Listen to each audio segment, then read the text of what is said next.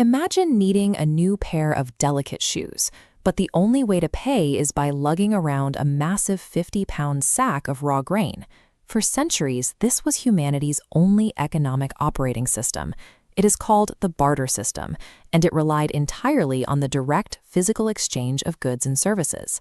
But relying entirely on physical goods creates a severe point of friction. Economists call it the double coincidence of wants. For a trade to actually happen, you have to find someone who has exactly what you need and who also happens to want exactly what you are holding. Even if you find that perfect trading partner, you run into the next massive problem: calculating the exchange rate without a standard metric. How many loaves equal a pair of shoes? Does a single cow equal 10 tools? Expand that chaos across a map, and you see why international trade was a logistical nightmare.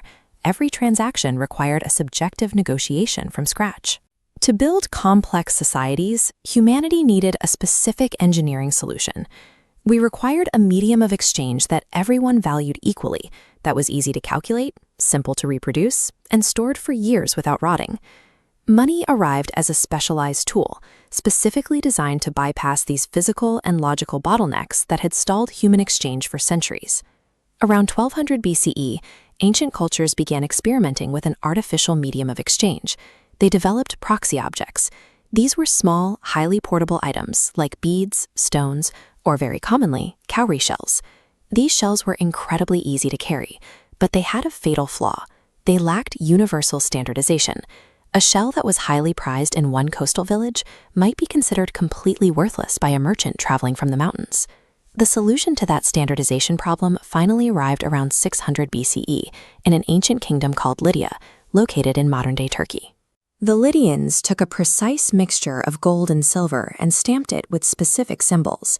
That permanent stamp acted as a guarantee, proving the exact weight and value of the metal. That simple act of stamping metal solved the friction of calculation.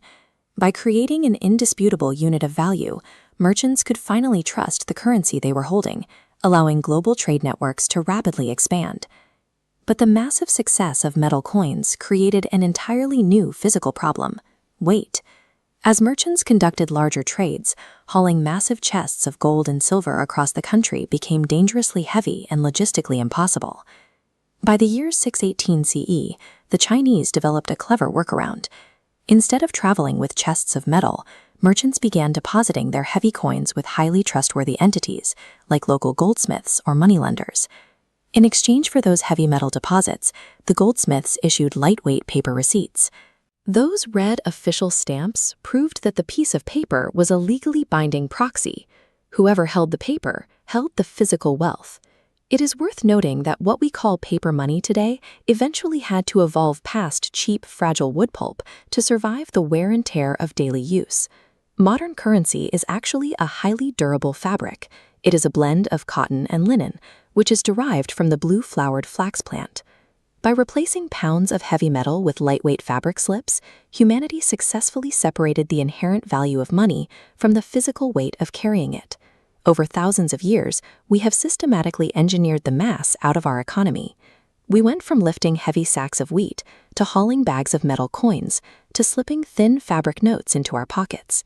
In the modern era, we have practically eliminated the physical aspect of money altogether.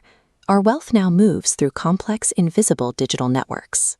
At the point of sale, plastic cards and mobile phones have entirely replaced physical currency for millions of transactions every single day.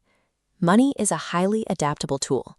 As long as humans continue to trade with one another, we will keep inventing new technologies to make the global exchange of value faster, lighter, and completely frictionless.